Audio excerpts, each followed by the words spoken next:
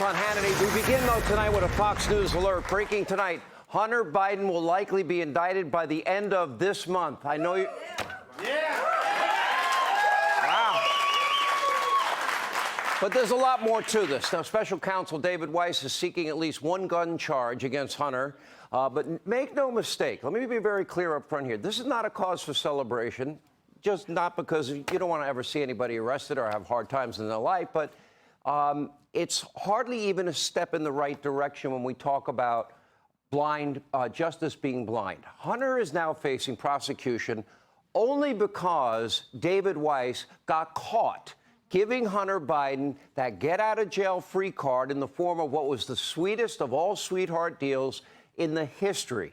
No jail time, no serious charges, a gentle slap on the wrist, full immunity hidden deep into the plea deal, trying to get that past the judge. And remember, the original plan was no charges at all whatsoever, and then the IRS whistleblowers made that plan obsolete and impossible. So David Weiss came up with Plan B that included immunity, and that became the next best option. No jail time, no real charges. It was all going according to plan until that Delaware federal judge started asking important and pivotal questions. The best question, in my mind, was to the prosecutor.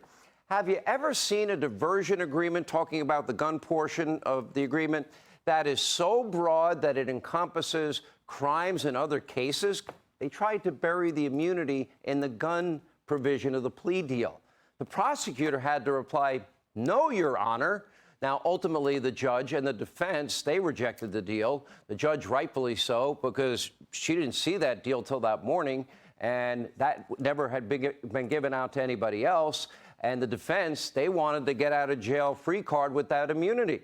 Now, equally important, we have now learned from both the IRS and FBI whistleblowers that, in fact, Weiss and others purposely were slow-walking the investigation into Hunter Biden for years, and that Weiss, as you all know, we've reported it, he let the statute of limitations run out on very serious tax felonies for a lot of important years, especially with Burisma money.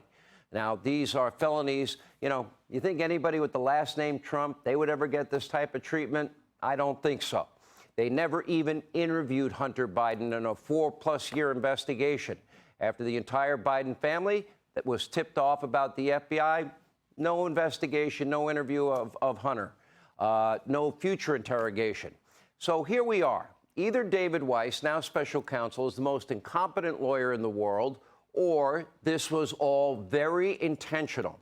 I happen to believe the latter. Naturally, Merrick Garland just promoted Weiss. Now he's a special counsel. The guy already had 5 years to bring charges against Hunter. And by the way, the evidence is overwhelming and, in my view, incontrovertible.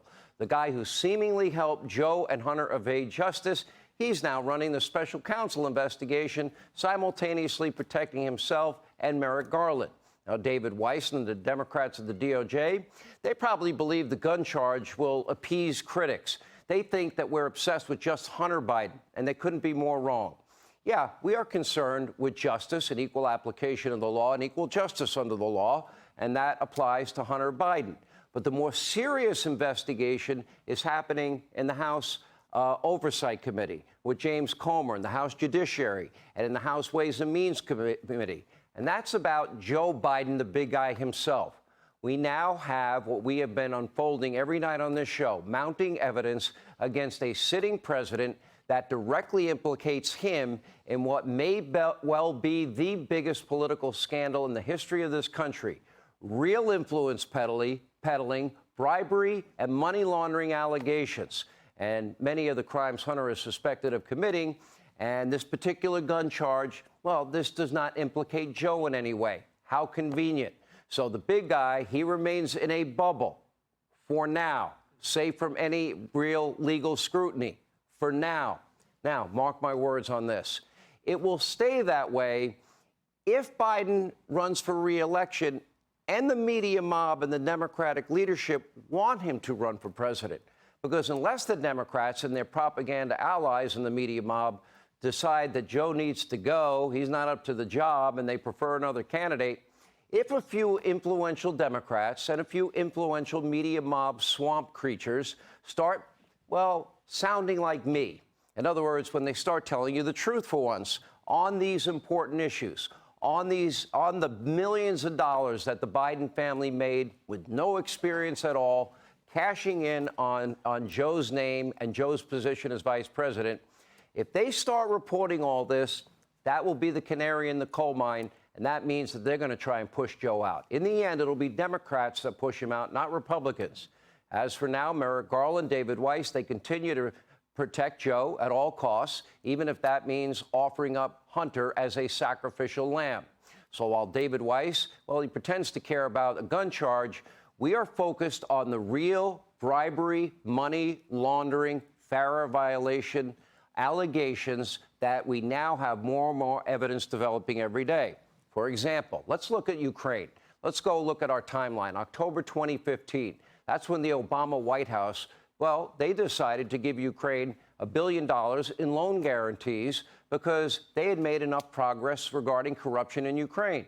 Okay, a short time later, December 4th, 2015, same year, Hunter Biden, he is meeting with Burisma executives. They are in Dubai.